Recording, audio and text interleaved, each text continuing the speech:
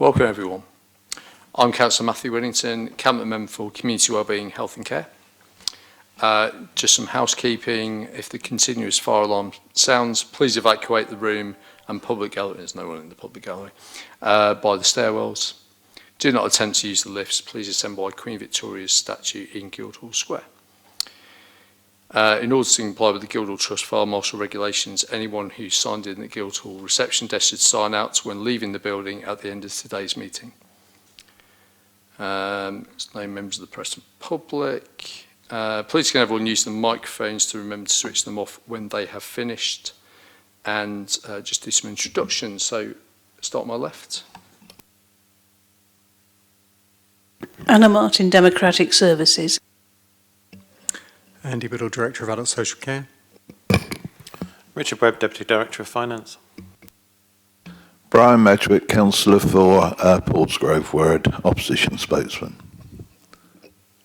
Claire Curry, Assistant Director of Public Health. Matt Gummerson, Assistant Director of Public Health. Councillor Graham Heaney, Labour Group Spokesperson for Community Wellbeing, Health and Care. And we also have Honorary Alderman Alan Burnett with us as well. Would you like to introduce yourself, Alan? Well, I've only skimmed the report, but I'm here as an observer. Thank you very much. Yep. You're very welcome, Alan. Apologies for absence. So we have Councillor Lewis Gosling and Helen Atkinson, Director of Public Health, for which Claire and Matt are substituting today. Members, any declarations of interest? No, thank you. So, without further ado, move on to item 3, Public Health Strategy 2023 to 2026. Over to you, Claire. Thank you very much, Councillor Whittington. So I'm here, as you've said, on behalf of Helen Atkinson, Director of Public Health, to present to you the Public Health Strategy, which we hope is a useful document for partners. It's a 3-year strategy which aims to articulate our public health approach, as well as setting out our longer-term and shorter-term aims within our work. We framed our public health approach across 4 domains, which reflect both our statutory and professional responsibilities, setting out our thematic approach to understand the health and well-being of our local population, protect the health and well-being, prevent ill health, and improve health and well-being for all of our communities and those within them. Our longer-term aims are likely to be fairly consistent over the life course of the strategy, while we hope to update the shorter-term aims to ensure that the strategy remains current during the lifetime of the strategy and beyond. The strategy does spend some time describing our work that has gone on across a lot of time in these areas, and we're very proud of a lot of these achievements, and we do feel that they make a real difference to our local residents. But we also recognise a lot of what we do is in collaboration with partners, both across the council in a variety of directorates, as well as with the NHS and others, including the university, community voluntary sector, and lots more. We have sought to make these connections in the strategy in terms of the areas of work that we are focusing on, and indeed how we're linking with both the ICB and ICP priorities. So I would like to take this opportunity to thank all partners who we work with to positively work together in achieving the aims and ambitions as set out in our public health approach. I'm really happy to answer any questions or pick up comments that you'd like to. Thank you very much, Claire.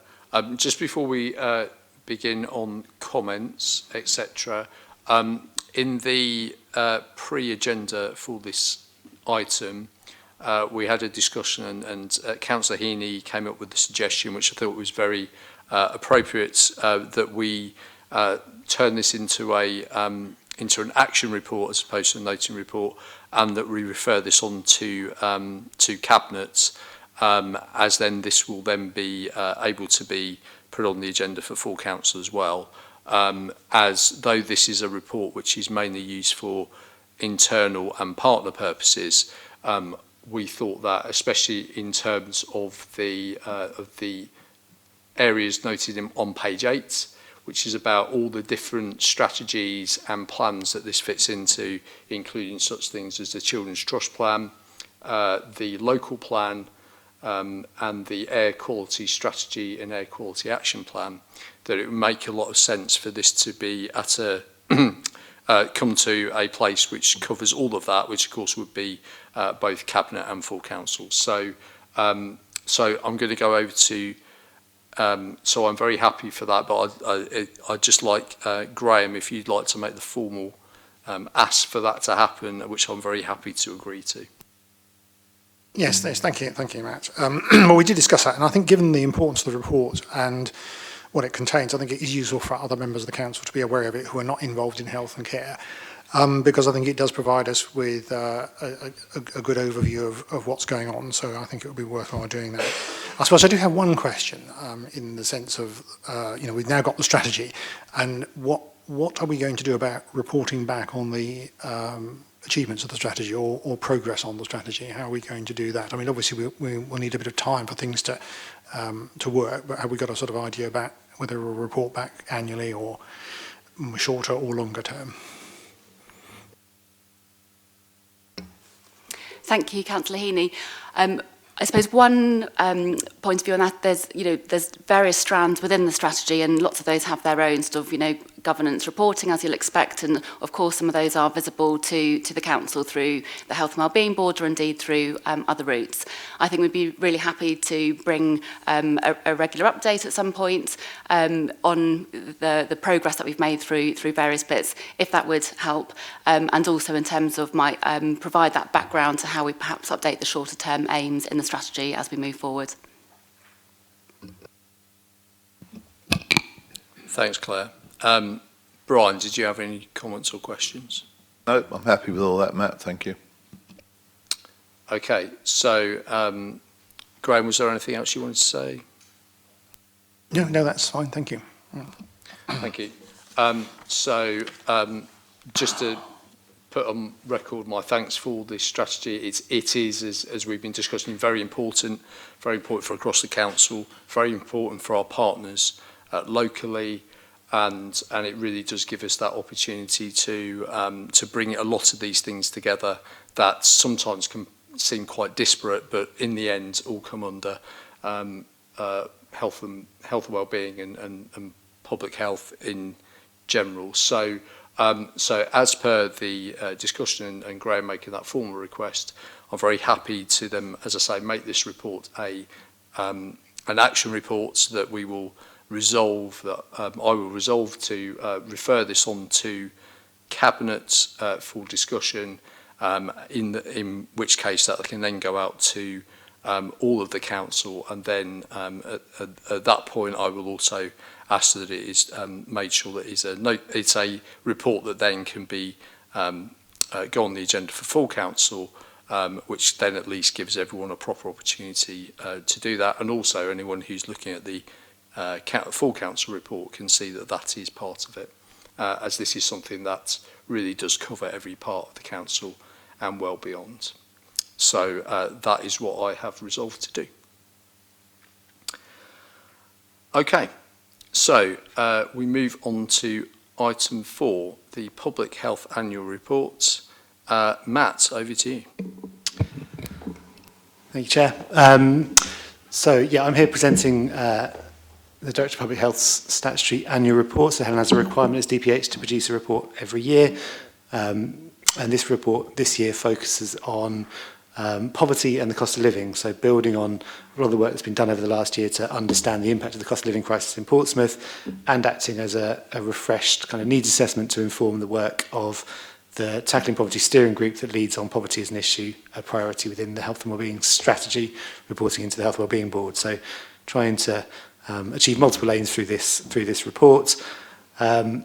It's a piece of work that a number of people have contributed to, numerous to list here, so I'm very much presenting the work, but a lot of other people have contributed to it, so I want to record thanks to everyone that supported us in developing this report. It will be reproduced in a more accessible format, so we'll be doing some design work around it, producing an executive summary that provides kind of some more infographic representation of some of the key points as well, so it's useful for a range of audiences. And at that point, we'll make that available on the poverty and cost of living section of the Joint Strategic Needs Assessment page on the City Council website, where you can already find now a lot of the cost of living data that we've been working on. So that's also available to members of the public or anyone else that wants to access that. In terms of the report itself, it's quite a long report. I don't intend to go through it all now. Encourage you all to read it, because I think there's some really key findings in there. Just to put out a few key things, if I may. So there are numerous different ways of defining poverty, and we've tried to consider a range of these so we get the fullest possible understanding of the issue and how it impacts on different communities in Portsmouth. But depending on how you measure it, just some fairly stark statistics in there, with between a quarter and a third of children in Portsmouth growing up in households in poverty, really kind of highlighting the impact that these issues will have across a range of City Council and Health Wellbeing Board priorities. We know the impacts that poverty has on health, the impacts it has on life expectancy.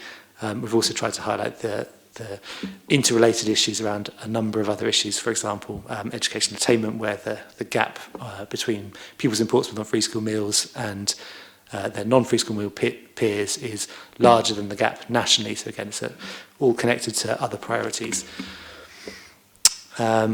Obviously, we've then got data on the cost of living crisis, which has brought a whole new set of people into being impacted by these issues that were not previously within definitions of poverty necessarily, but does mean that there are people experiencing challenges that weren't before, but also reiterating the point that those who were already vulnerable to poverty are most likely to have been affected and most severely affected by those changes as well. And we tried to highlight that within the document. Also provide a summary of kind of local efforts to tackle poverty over numerous years and how this fits into that, and looking at some examples of good practice from elsewhere where we can learn some lessons from things that other people have been doing. And then section 4 just again highlights some of the efforts around cost of living, the conferences that were arranged by the leader of the council last winter to bring together views from a range of stakeholders, including the voluntary sector in the city, about how we address this, and some of the work that we've got planned around better understanding the impact of these issues, for example, on people with learning disability in Portsmouth, and also some community participatory action research that we've got being undertaken in the city over the next few months, looking at particular communities. So those are just some of the kind of key things that we've summarised in the report, and there's some recommendations at the end on how we need to maintain the system-wide focus. Those recommendations have been to the Health Wellbeing Board, obviously coming here, and also very happy to present the report to Cabinet and full Council once we've developed the accessible version, so it's more user-friendly, if that's okay. Thank you very much, Matt. Brian, any comments or questions? No, not at this time, thank you. Graham. Yes, thank you, Matt. Excuse me, I did have a couple of questions. One sort of process question. I mean, are we going to produce a printed version that will be available, or is it all going to be online? We weren't planning to print a version of it, but we can do if we think that there are people that would welcome that. It would be good to get a sense, if we can, of who that is, so we can keep costs as low as possible and just print those copies that we need. But I'm very happy to do that if it will be useful. One of the reasons I ask is that sometimes I get copies of reports and things that I then give to the city archives, because if you've got a series of reports, I know we do have historic annual reports for the health, how would they get a copy if they if they don't have a paper copy? I mean, obviously electronic copies are available, but where would there be access? I suppose that's what I'm just thinking about. Something maybe to ever think about when you're thinking about how to make sure the archive services get those. I want to ask a couple of questions about the contents of the report. Just to clarify, on page 36, large page 36, it talks about the two measures of poverty: relative low income, absolute low income.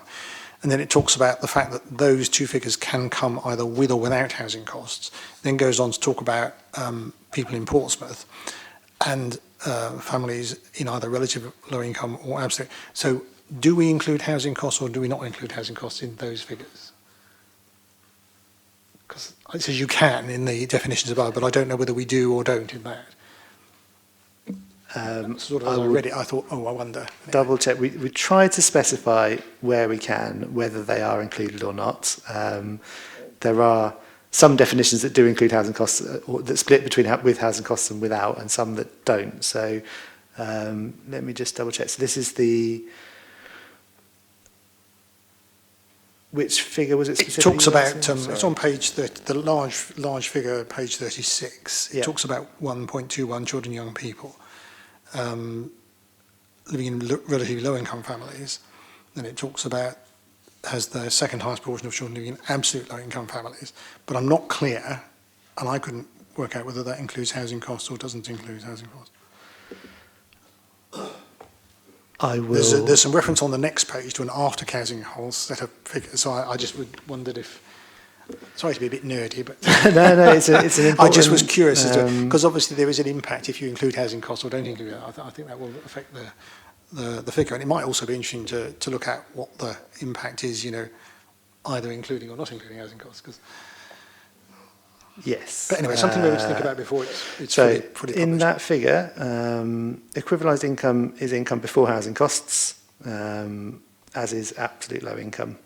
So yeah, they are both before housing costs. Right. Okay. Those ones. It might be just worth having some sort of a note there just to make that clear, because I must admit I didn't pick that up when I read it. I couldn't see exactly that was it. But anyway, next question refers to one of the tables on large page 46. We did discuss this briefly in the pre-agenda meeting, and I think we talked about the impact of pupils reaching key stage 2 at the top table was COVID impact. I think we thought was an impact there. Interestingly, the bottom table, which looks at the percentage of pupils achieving standard pass English and maths, the figures obviously vary quite a bit, but I'm assuming the figures in sort of blocks that are in 2021 and 20 are based around teacher assessments. Is that the reason there, and that could be the reason they're slightly higher? Yeah, absolutely. So we include those more for the relative position of Portsmouth compared to other areas. I think comparing year on year is as you say, for different reasons, either because of COVID impacts or because they're teacher assessed grades rather than exams. They do look very different both in Portsmouth and nationally as well. But as you say, the thing to look at is the relative positions rather than the absolute figures. Exactly, so that's the key. I just wanted to make sure I got that right. The other thing I wanted to ask about was on page 48, 49, where we talk about the levels of universal credit sanctions, and Portsmouth being significantly higher in attracting sanctions on claimants than other areas, including England. You know, do we think there's any inconsistency in the way or differences in the way sanctions are being applied in Portsmouth compared to other places? Or are we getting any sort of anecdotal evidence from welfare organisations that Portsmouth is a particularly tough place, or are there other possible reasons why there could be such a high level of sanctions on claimants? This has been discussed at the Tackling Poverty Steering Group, where we do have representatives from DWP and some of those welfare support organisations. I can't remember what the discussion focused on. We've got a meeting coming up at the end of November, so happy to take it back to them and ask to write to you with a proper response, if that's okay, Councillor Heaney. Yeah, absolutely. That'd be quite interesting. I'd quite interested like to know what their feelings are on that. I'm going to move on towards the end. Oops. And oops. Yeah, I mean, I suppose this is a point that I want to sort of leave for people to ponder on rather than anything else. I don't think I can get an answer here, but we talk in page 69, where it talks about member priorities, and it talks about the corporate plan approved by Cabinet, etc. And it says specifically, we help residents maximise their income, recognising the impact economic prosperity has on all aspects of people's lives, including health and well-being. We help people access grants and benefits, including council tax support and housing benefit, and household support grants for those in greatest need. And whilst that is true, the City Council still does require its poorest residents to pay 20% of their council tax. And I'm wondering if we may need to consider whether that is something that is helping people or hindering people's ability to deal with the cost of living crisis. I leave that there for people to ponder and consider, because I don't expect an answer today, but I think it's something that does need to maybe be considered. And I think that was it for me. The only thing I was going to suggest, and really following on from what we discussed earlier is I think this report has so much interesting information that if it is passed on to other elected members, I think they'd find it really worthwhile and useful. So if it does go to Cabinet and then to Council again, I think that would be very good. So thank you. Thank you, Graham. Alan, did you want to make a comment at this point? Well, thank you, Chair. You can't help but be very impressed by this report, both in terms of analysis and action, if I say so. I haven't a chance to look at it in detail, but just, if I may, one or 2 points. I think it's worth saying that, you know, in some cases, reading this, you might think Portsmouth is ridden with problems. Well, Portsmouth does have its problems. We all know that. You as local councillors know that. But I think the majority of people in this city, you know, they make the best of it. They struggle on. They work hard. They try and look after their families. And I think we're talking about a minority in many cases, in many of these issues. I may be wrong, but that's just a general point. Obviously, wearing my Pompey pensioner hat, looking at the information about older people, which is, I think, pretty well known, some of the inequalities, different parts of the city. Have I missed it, or is there something about helping people take up the benefits to which they're entitled? Because I know you in the City Council and Age Concern and even ourselves try quite hard to make sure people get pensioner credit, for example. I don't know whether there's quite a lot of data on that, isn't there? So that was one question. Should I finish and then? Yeah, okay. I mentioned this to my daughter who teaches in North End, and she asked me to point out that it's not just the results, the exam results that they take when they come into it's the progression within the school and for individuals. You know, and half of her class is on free school meals, she told me. But, you know, they do make progress, and both as on a school scale and also individuals. So she's proud of what she does in what used to be called, is it Blood Brunel? I don't know what it's called now. It's got a fancy new name, I think. But she wanted me to mention that. Just a couple of other points. I liked the section on what other places are doing. I like the sound of what Lewis are doing over in East Sussex, is it, or West Sussex? Very progressive little town, and their scheme to try and get older people involved and tell them what they can get seemed very appealing. I was going to ask about how you can get this to the public in large or organisations like ours, but I think Graham has already mentioned that. I'll just give you one experience. Every Saturday morning, I go down to Commercial Road. I used to go to Charlotte Street to do my shopping. Remember Charlotte Street? Some of you do. Well, there's only... I look around in Commercial Road and it's not a pretty sight, I'm afraid to say. There are vaping shops and vaping vans in double figures, and there's only one vegetable stall. So I just, Chair, as a little anecdote, you know, we've got our problems in Portsmouth, and I think vegetables are better than vaping. I believe that's the case. So I think the council's got a hell of a job on your hands, but very impressed by the report, and if there's anything we as Portsmouth pensioners can do to help, we'll be very glad to do so. Thank you, Chair. Thank you, Alan. Matt. Thank you. I'm sure if Helen was here, she would echo your point that vegetables are better than vaping. I'm confident in that one. In terms of your question around the benefits take-up, as Councillor Heaney said, it is flagged up in the report as a council, as a member priority, in terms of the corporate priorities, that is something we'll continue to do. And it is something that the Tackling Poverty Steering Group that leads on this agenda is very much focused on. So it's a key part of their work is how we ensure that people are accessing the support that is available to them, because we know that there is still a large proportion of support that goes unclaimed. So yeah, would definitely support that. In terms of the other things you talked about, I mean, as you say, there are a number of issues that will help to address these issues, through whether that's regeneration of the city or all the work that goes on in schools to support young people in their progression. We've taken the view that we'll keep the report it's quite deficit focused rather than asset focused. I think it is setting out the scale of the challenge without going into all of the things that are already happening to address that in terms of all the wider city plans. But there is, as you rightly say, an awful lot going on, but always more that we could do. Yeah, thank you. Thank you very much, Matt.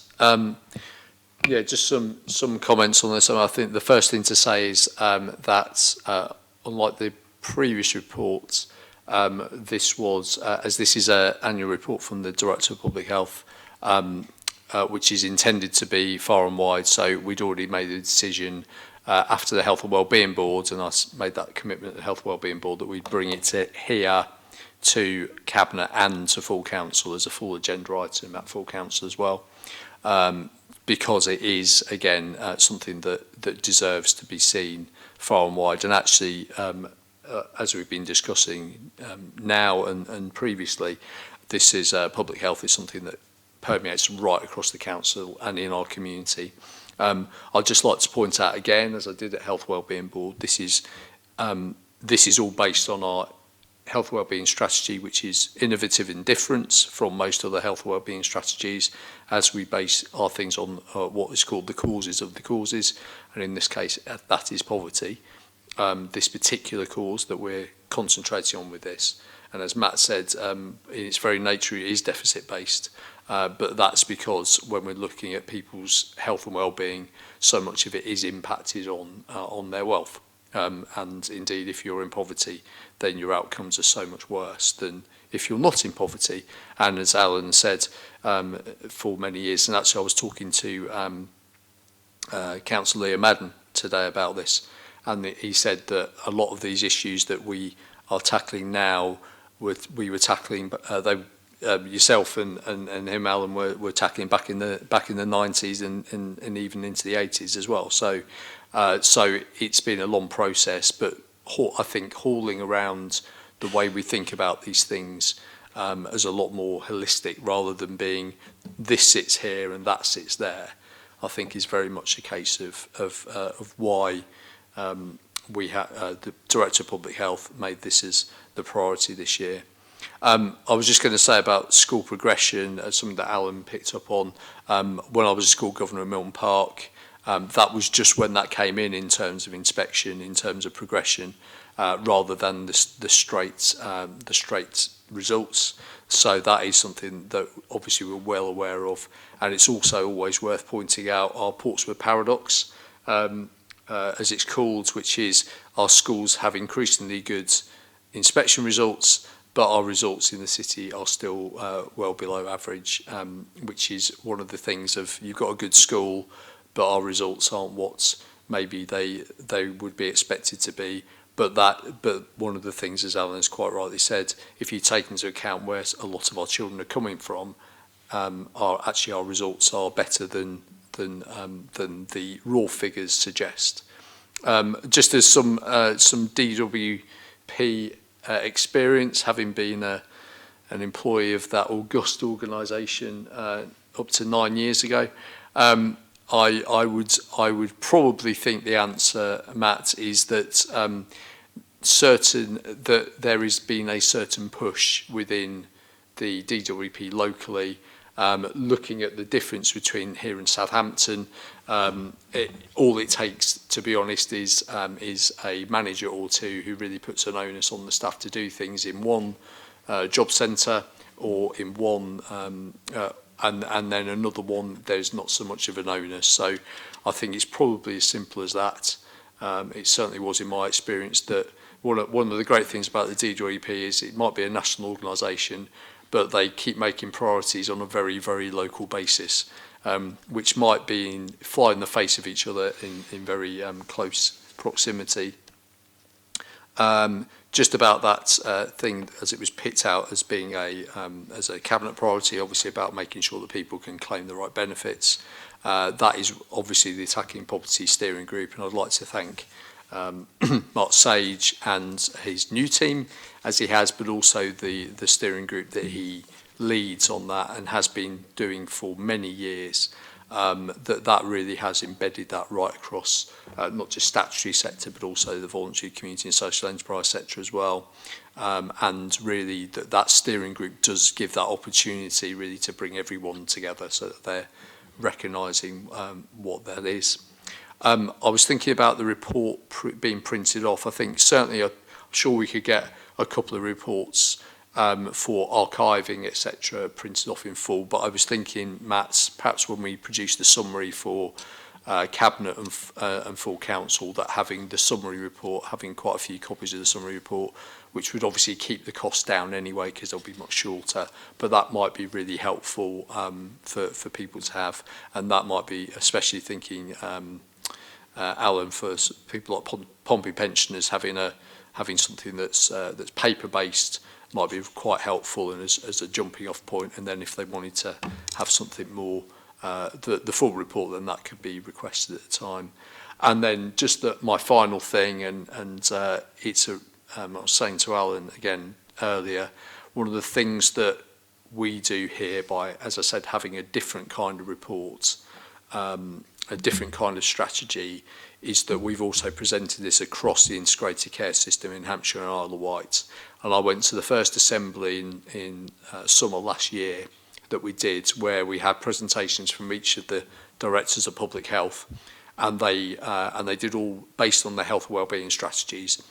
Our health and wellbeing strategy was radically different from the others, and what was almost universally liked about that, and it will have an impact on the other places' health and wellbeing strategies in the future, was the fact of the causes of the causes.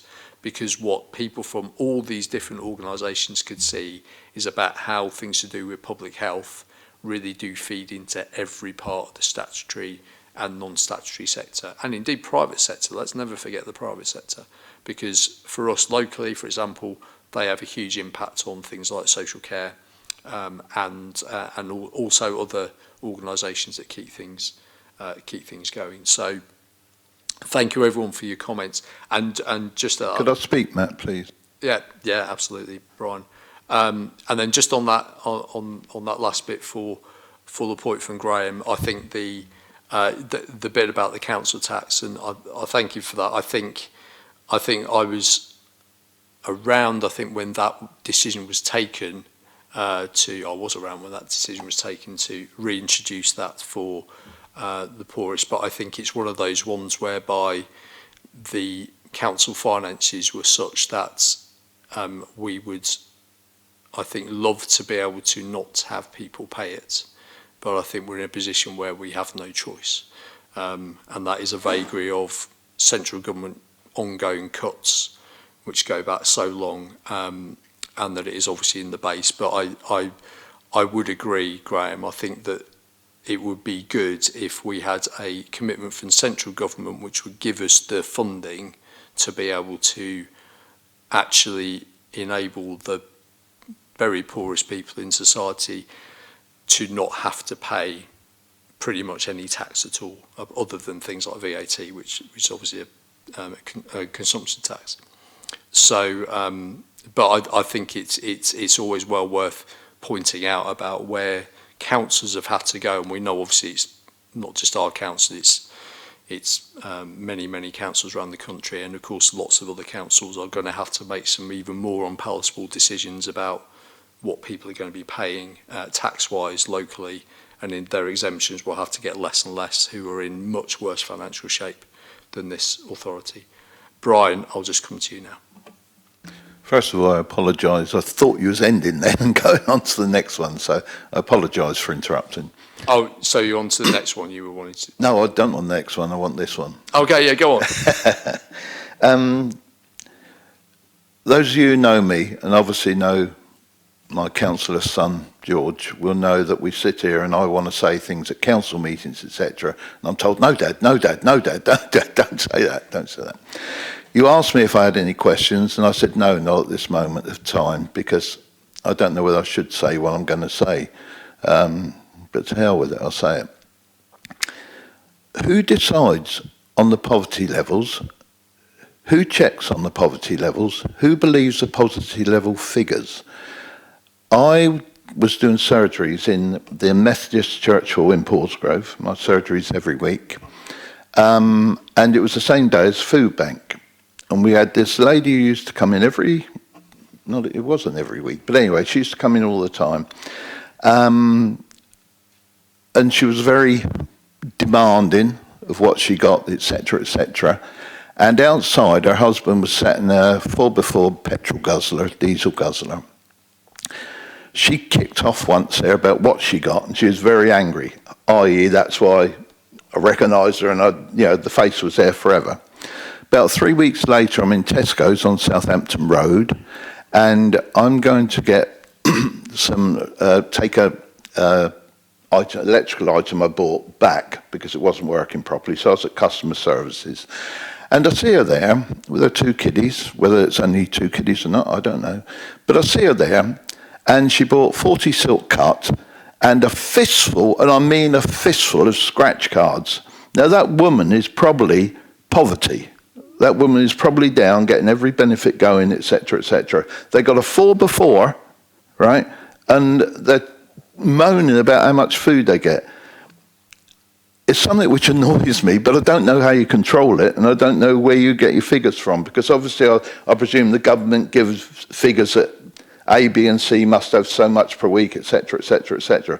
These are having plenty, because if you can afford to buy a fistful of scratch cards, which I can't do, and that's presumably every week, lottery tickets or whatever, but it's scratch cards she had in her hand.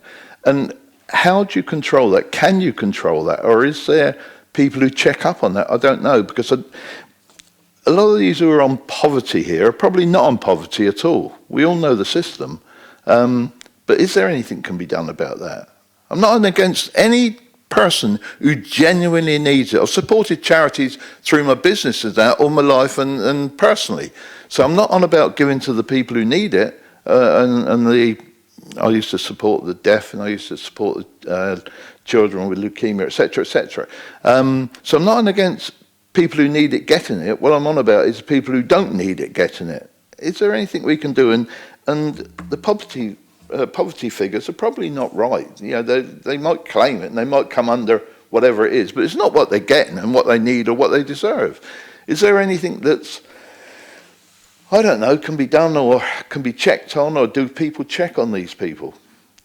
Because I hate to see poverty figures rising when I don't believe they are. Because if you can afford a handful of scratch cards, you're not in poverty. And you're getting food from the food bank when you could spend that money on your scratch cards on food for the children. So it's just something that does me head in. Thank you, Chair. So, I mean, there's quite a lot in there, and I think some of it I can probably respond to better than other bits. The numbers, I mean, the definitions of poverty are set by the government, and they're based on a percentage of, so relative poverty is based on having 60%, less than 60% of the median income in the country at the time. Absolute poverty is based on a kind of defined level of 2010 levels, so it's less than 60% of that, so it's then adjusted for inflation. So there are national definitions in terms of the poverty. There are then a number of other things within that in terms of benefits levels, which I think a lot of what you were talking about, where again there are set criteria that absolutely are monitored and checked on, but clearly there will be I would suggest probably small numbers, but some individuals that have other sources of income and are claiming. But there is national data from DWP on levels of benefit fraud, for example, which show it's a very small percentage of the total amount. And I think the government do try very hard to ensure that people aren't claiming benefits that they're not entitled to. The overall level of benefits themselves are measurably lower than they were at any point over the last 30 years. So there are ways of comparing it, but it's difficult in terms of individual cases because, clearly there's a lot of variation in individual circumstances, and the decisions that people make on how they manage the money that they do have coming in. Okay, did you want to say anything else on that? Put it off. Sorry. Only just one point to add to Matt's point, if indeed it's helpful, and absolutely recognise, what you're saying. I think Matt's definitions there around the data really helpful, and also recognition of how the system works together in terms of supporting people. But I also just think it's important to recognise or further highlight what Matt has said there around recognising the complexity of people's lives in terms of, that even if people are, absolutely struggling in terms of cost of living and in terms of how that plays out in terms of that complex factors that people might be experiencing, whether that's addiction or substance misuse or domestic abuse or whatever it is, and therefore it's very difficult, I think, to really, understand people's individual circumstances and their stories in their lives, and therefore, that the role of us as a system to absolutely apply, the right systems, the right processes, but also, I think, take a mental healthily informed and trauma-informed approach to how we deliver and care as a city, I think, is really important. Thank you very much. Thank you, Chair. Thank you. And just as just on the food bank issue, so I think I'm right in saying now that all food banks in the city, you have to have a referral form to access, and so obviously the people who are doing those referral forms will be going on trust with the people who are saying that they're in need of that, and in the end they're not there to scrutinise their bank accounts. So in the end, that those people and having worked in an advisory role at a food bank in the past, I would say the amount of people who abuse it are very small, and therefore some of them who are going to take the mick, so to speak, are a very small proportion, but obviously the vast majority of people are really in dire need of the food.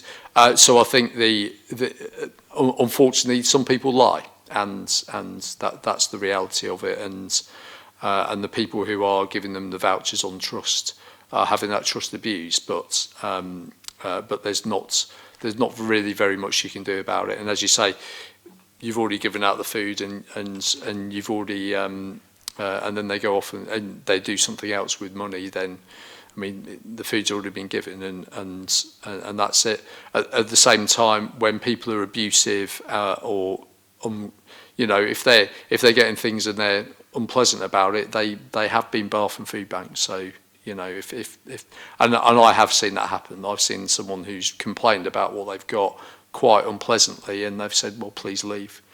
But if you're in need, you do take what you're given, very much so. But unfortunately, the fact that food banks exist at all it continues to be a great shame, really, for the country, and obviously things like pantries, etc., as well, which they've also moved to as well. But yeah, unfortunately, you always get a few people who are playing the system, but the vast majority of people are absolutely in need. Okay, so happy to note that report. Thank you everyone for all your contributions on that. That's been really, really good. So, on to item 5, liberty protection safeguards and deprivation of liberty safeguards. Andy. Thank you, Chair. So the report is to set out the implications for deprivation of liberty safeguards service now that there is no clear pathway for the introduction of the liberty protection safeguards. I'll just pick out some highlights as you've got the report before you. So we have 2 recommendations around correspondence to the Secretary of State and correspondence with local members of Parliament. Under the background, under section 3, there's some, I suppose you call it technical information about what liberty protection safeguards is and how it relates to deprivation of liberty safeguards, and the timeline that was in place for LPS, liberty protection safeguards, to be introduced, which has now become extinct. In effect, the government have formally announced that LPS will not be introduced in this Parliament, so we have no guarantee as to when that will happen. We've then included some information about the social care sector expressing concerns about this delay, and then some historical information in the rest of section 3 about how Dole's deprivation of liberty safeguards was introduced, what it means, essentially ensuring that anyone who is deprived of their liberty goes through a legal process for that to happen. Under section 3 on the next page, there's more information about why there was a need for a change to the Dole's process, and we then move into some of the statistics around Dole's applications and backlogs for assessments. Moving on to the next page. What we note from both of the tables contained on the subsequent 2 pages is that Portsmouth is in a relatively fortunate position that we don't run a significant pending list for those people waiting an authorisation for deprivation of liberty. When you compare us to those family comparators in that second table there. It's in the main because we have a dedicated team that works both with deprivation of liberty and with our Mental Health Act assessments, and we've always been fortunate in that respect. So that's how we manage that number down and try not to keep people waiting.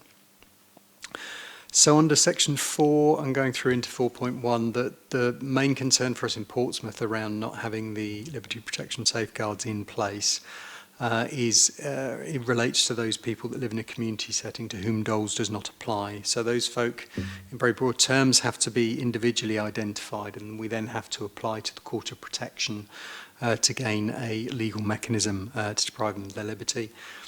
Through the rest of section 4 is some information about some of the numbers that we do know around those folk within our community to whom that would apply. And some of the work we're doing to identify the maximum number of people to whom we think that could apply. Under section 4.2, then talk about how that applies to people who are 16 and 17 years old and may be unable to make decisions for themselves. And we need to, as it says in the last paragraph under 4.2, we need to understand the numbers there. So we're following an appropriate legal process and applying to the court. It may not be the Court of Protection for the people of that age group. It may be the High Court, something called inherent jurisdiction. But in either circumstance, an application is needed. We haven't completed an integrated impact assessment because there's been no change in the legislation or the process around this. And there aren't any current legal or financial implications except those that arise from making application to the court. There is an individual cost in the nature of about £300 for each application, and there is, of course, the time of the individual practitioner for making those referrals. So that's the report as it's before you, but of course happy to take any questions, queries or comments. Thank you. Thanks, Andy. Graham, any comments or questions? Excuse me. We did discuss this at the briefing meeting, and I think the puzzle here is why the government isn't getting on with the issue of dealing with this, because I mean it does in fact impact on people and people who are vulnerable, and the sooner we can get this resolved, the better. Which is why I think the recommendations were put forward as a way of trying to give it a bit of a push. How successful that will be, obviously, we'll have to wait and see. But hopefully, it might indicate that there is raised concern about this, and I mean, I think the report's fairly self-explanatory. It's but yeah, we do need this to be moved forward in some way. Thanks, Graham. Brian, any comments, questions? Yes, Andy, this 4.2 obviously means quite a bit to me in my other role, scrutiny of the young children, etc. So I will study this a bit more and probably bring it up in scrutiny on Thursday. But it's useful information for me. Thank you very much. Thanks, Brian. This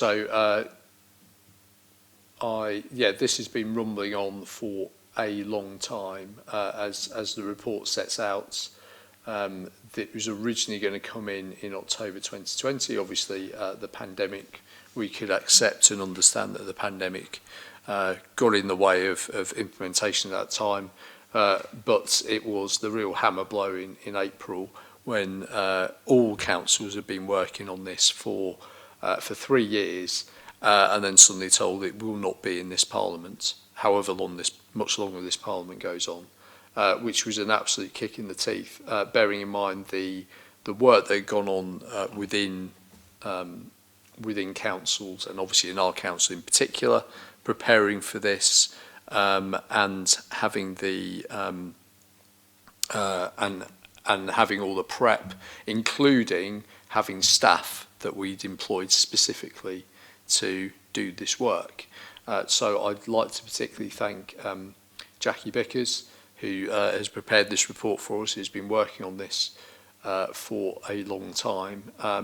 And indeed, we want to keep these people. So indeed, there's been some work we've been doing to make sure we can have work within the council in similar things, because otherwise you have to recruit all over again whenever this does happen, because we know it will happen.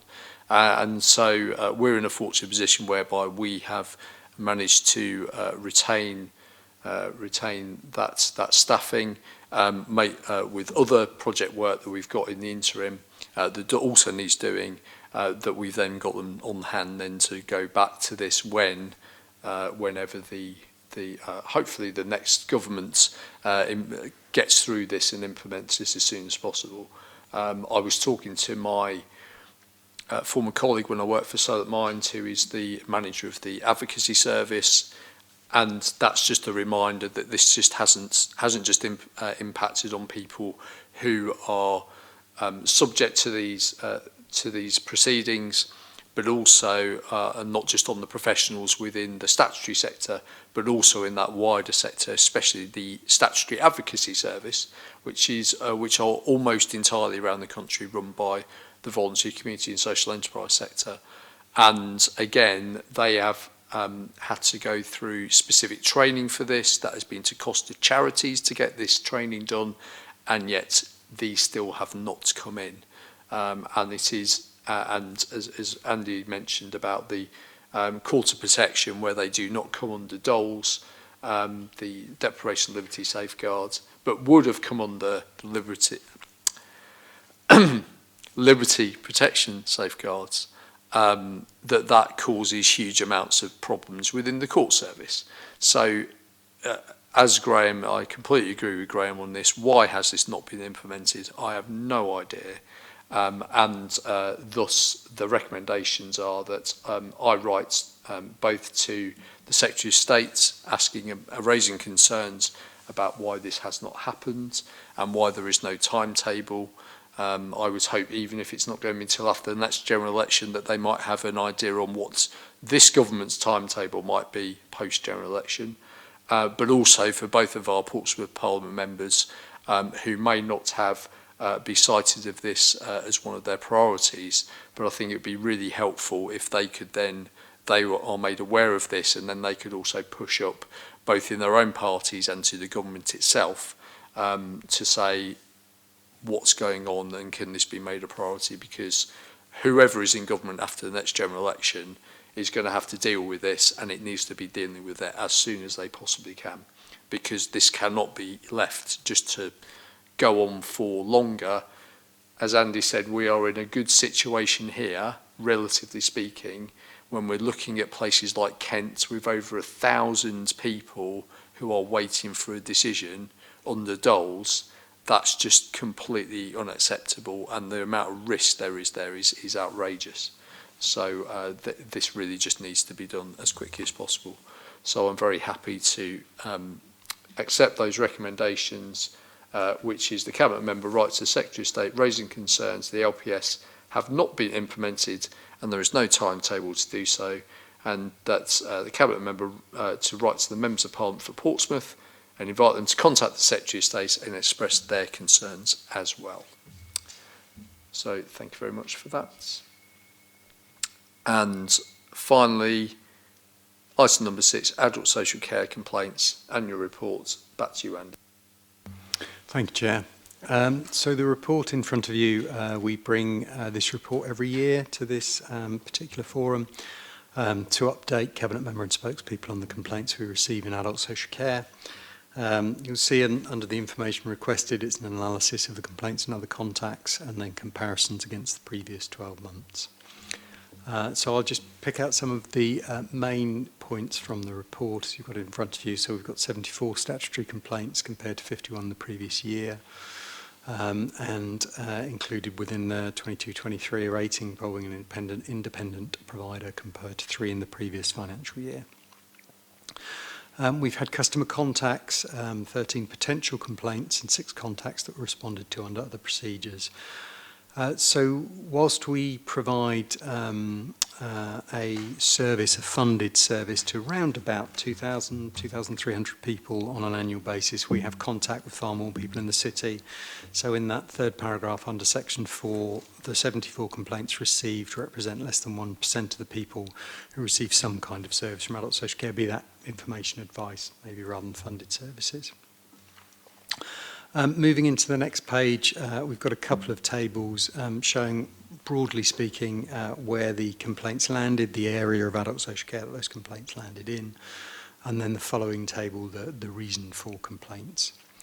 And the most prevalent reasons were service, inadequate service, communication and staff behaviour, themes we saw this year. The adult social care complaints process, unlike other in the public sector, doesn't have any laid down specific time frame. So we've laid out the time frame that we aim to respond to in section 5. And then we've put a table under section 5 of how we've met. We've seen a slight decrease in the last year of those responded to within 10 working days and those that took 20 plus more days to respond to. Under section 6, we've outlined the complaints that proceeded to the social care ombudsman. That's the minority of complaints. We do try and resolve complaints locally through our established procedure so that we hope that the majority don't go to the social care ombudsman. When they do go to the ombudsman looks at all the evidence that they've requested us to send. They listen to what the person complaining has said, and then they come up with a judgment. They either find the council at fault or not at fault, and then sometimes recommend compensation or other forms of redress. And so the narrative under section 6 talks to those complaints that we've received, that the ombudsman, has received, and the redress that they have recommended, and we've complied with that redress as requested by the ombudsman. We've mentioned advocacy already in another context in this meeting, so we do, if people request an advocate to help them make a complaint, that's provided. And then we've also, under section 8, talked about the complaints that we've received that haven't gone to the ombudsman that we've either upheld or partially upheld. It's a slight decrease, about 10% decrease, a little more than slight, on those that were justified in some way last year. We've set out there that we see some of our complaints dealt with in other arenas because some of our services are provided through integrated services through our NHS colleagues. And this year it's been, we've also touched under section 10 on compliments.